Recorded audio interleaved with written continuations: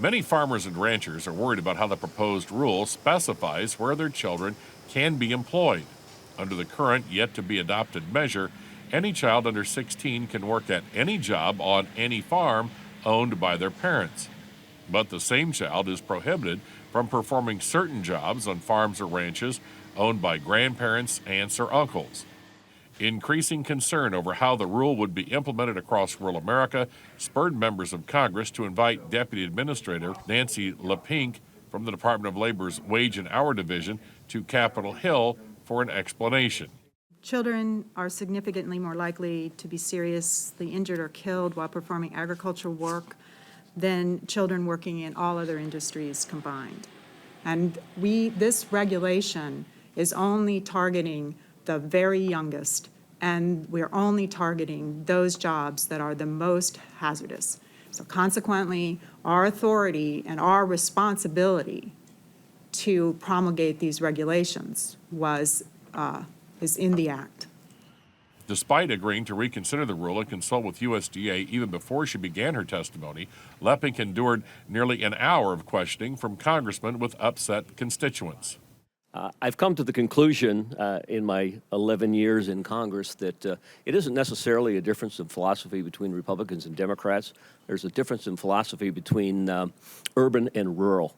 And this is one of those situations where I think the Department of Labor is overstepping its boundaries, its knowledge base, and frankly, I think you're sitting around watching reruns of Blazing Saddles, and that's your interpretation of what goes on in the West, and it isn't anymore.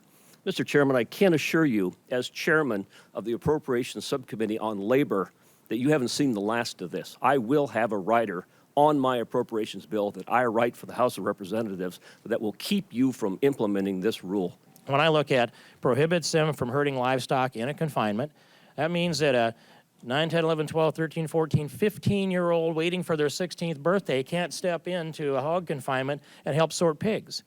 That is part of the rulemaking process for folks like yourself to weigh in on that maybe we got it wrong.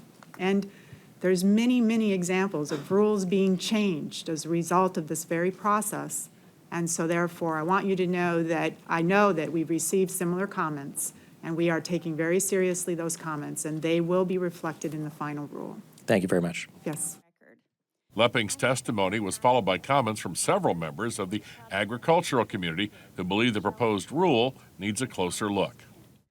Both of our children work on our family farm on a daily basis, just like Kevin and I did when we were growing up. It's a way of life in rural America, but it's more than that. It's a way for us to instill important values in our children, having the right work ethic, earning your keep, recognizing that if you set your mind to something, you can accomplish almost anything, that effort and reward are related, and above all, to be careful when the job that you're doing entails risk. Chin spoke about the concern many farm families have over how certain parts of the currently proposed rule will be enforced. The department wants to say that no youth under the age of 16 can work with any equipment that is operated by any power source other than human hand or foot power. That would eliminate a lot of equipment, including flashlights and garden hoses.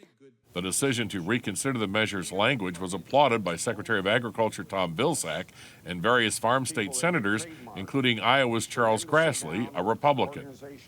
The move to reopen the statute by the Department of Labor also received support from farm groups, including the National Farmers Union, the National Cattlemen's Beef Association, and the American Farm Bureau.